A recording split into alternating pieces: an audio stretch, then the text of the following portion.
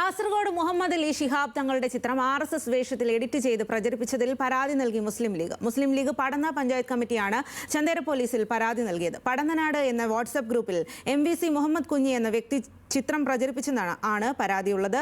രതീഷ് വാസുദേവനിലേക്ക് വരാം. എന്തായാലും ഈ പരാതി ഉണ്ടായിട്ടുണ്ട് ഇക്കാര്യത്തിൽ മുസ്ലിം ലീഗ്. കാസർഗോഡ് മുഹമ്മദ് അലി ശിഹാബ് തങ്ങളുടെ ചിത്രം RSS വേഷത്തിൽ എഡിറ്റ് ചെയ്ത് പ്രചരിപ്പിച്ചതിലാണ് ഇപ്പോൾ പരാതി നൽകിയിരിക്കുന്നത് ലീഗ്. മുസ്ലിം ലീഗ് പടന്ന പഞ്ചായത്ത് കമ്മിറ്റിയാണ് ചന്ദേര പോലീസിൽ പരാതി നൽകിയത്. പടന്നനാട് എന്ന വാട്സ്ആപ്പ് ഗ്രൂപ്പിൽ MVC മുഹമ്മദ് കുഞ്ഞി എന്ന വ്യക്തിയാണ് ചിത്രം പ്രചരിപ്പിച്ചത് എന്നാണ് പരാതി. രതീഷ് വാസുദേവൻ വിവരങ്ങളുമായി ചേരുകയാണ്. രതീഷ്, ഇപ്പോൾ എവിടെയാണ് പരാതി നൽകിയിരിക്കുന്നത്? ആർക്കാണ്? ഇതിൽ ഏതെങ്കിലും നടപടി സ്വീകരിച്ചിട്ടുണ്ടോ? മുസ്ലിം ലീഗ് പടന്ന പഞ്ചായത്ത് കമ്മിറ്റിയാണ് ചന്ദേര പോലീസിൽ ഇത് സംബന്ധിച്ച് പരാതി നൽകിയത്. പടന്നനാട് എന്ന വാട്സപ്പ് ഗ്രൂപ്പിലാണ് MCV മുഹമ്മദ് കുഞ്ഞി എന്ന വ്യക്തി ഇത്തരത്തിൽ ചിത്രം പ്രചരിപ്പിച്ചതെന്നാണ് പരാതി.